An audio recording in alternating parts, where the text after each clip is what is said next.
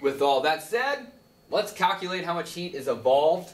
That means produced or absorbed. All right? So, Q equals mc delta T is the first equation we're going to look at. Now, here's all that it means. Q, remember, is heat. All right? Q is the variable for heat. Next, M means mass. You want to make sure this is in grams. C stands for specific heat. Okay? This number right here, this right here, will be given to you. And then delta T is equal to the change in temperature. Anytime you see a delta here, doesn't mean the airlines. In science, it means change in. T stands for temperature. So this is how much the temperature changes.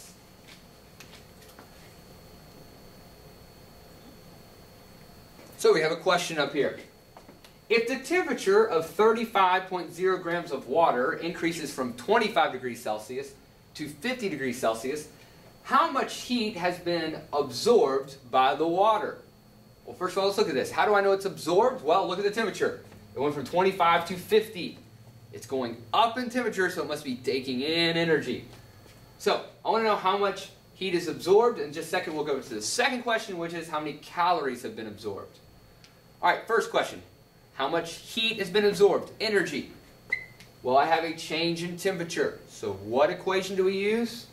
We use Q equals mc delta T.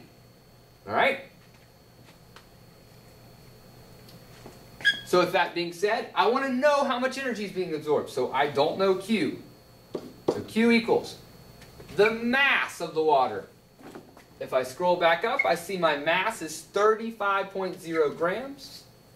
So I'm going to enter that in for mass. 35.0 grams. Times. All right, C. It's not given here, but I will give it to you in all your problems. You can write it down if you want. All right? C is specific heat. Now, water, when it's at 25 to 50 degrees Celsius in here, hopefully you know water will be in liquid form. So the specific heat of liquid water is 4.184 joules per gram degrees Celsius. Yes, this whole thing is 1 unit. Okay, this whole thing, it's a bunch of units together to make specific heat units. So joules per gram degrees Celsius. Times delta T. Change in temperature. So, I'm given two temperatures. So what do you think I need to do to these? You said subtract, you're right. Change in temperature. Okay? So, my change in temperature, I take my ending temperature minus my beginning temperature. And sorry, I've run out of room there. Alright, so that's 50 minus 25 degrees Celsius. So, I'm going to rewrite this now as Q is equal to 35.0 grams times 4.184 joules per gram degrees Celsius times my difference in temperature is 25.0 degrees Celsius. Alright, all I do now is plug it into my calculator. When I plug this in, I got 35 times 4.184 times 25, only 3 sig figs here, so Q is equal to 3,660. Now let's look at the units. Grams per gram. Those cancel. Degrees Celsius per degree Celsius. Those cancel. What am I left with? I'm left with joules. Alright, second part of this question, if you remember, says how many calories? Well, going back to earlier, we learned that there are 4,184 joules in every one big C calorie.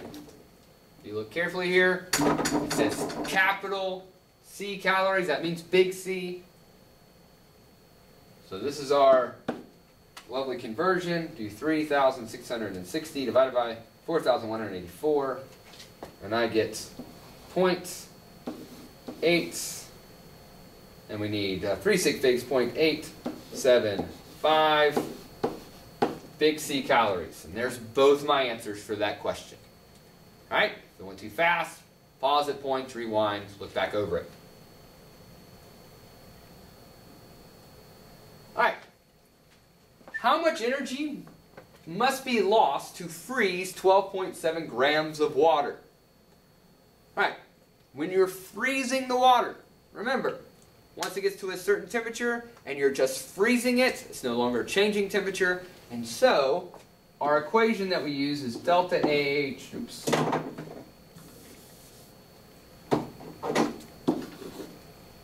Alright, we use delta H is equal to our mass times our delta H of fusion. Now, what's our mass? Well, it gives it to us. Our mass is 12.4 grams times. Remember back a few minutes ago I told you I will give you this number. For water, the delta H of fusion, and let me look at my sheet, is 334 joules per gram. Okay? Delta H of fusion for water. So I just plug these in. 12.4 times 334 with 3 sig figs, I get 4,140 joules. What does this mean? It means if I was going to freeze 12.4 grams of water, that means this much energy, 4,140 joules of energy, must come out of the water for it to freeze.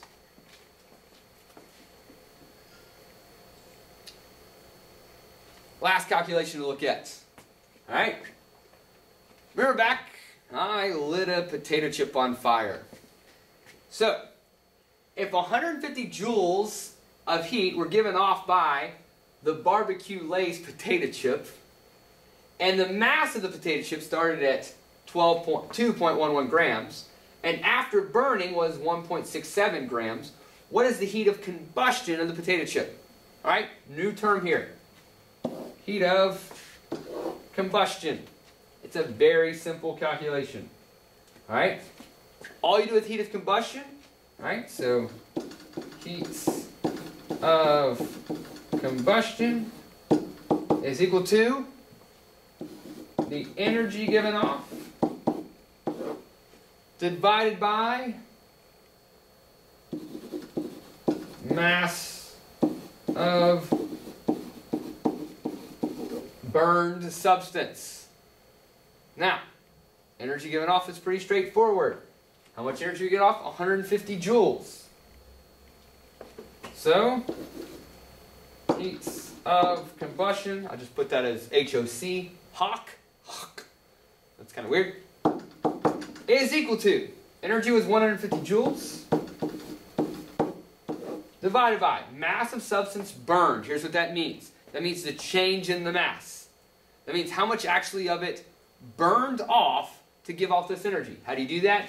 You're just going to subtract our two masses, okay? So to find mass of substance burned, you just subtract the two, okay? So 2.11 grams minus 1.67 grams.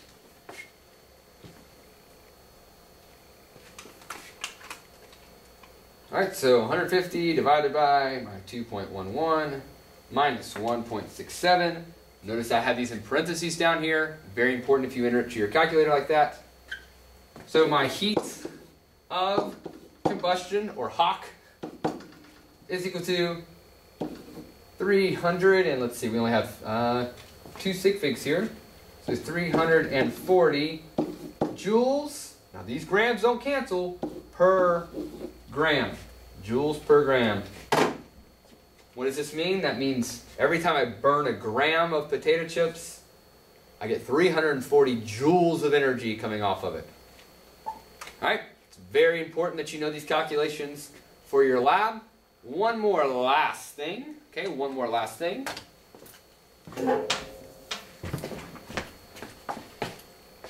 You need to remember I'm holding a tennis ball, okay? Remember, I am holding a tennis ball. Write that down. All right? Write down that I'm holding a tennis ball. All right, watch over these, and if you have questions, ask them in class, and good luck.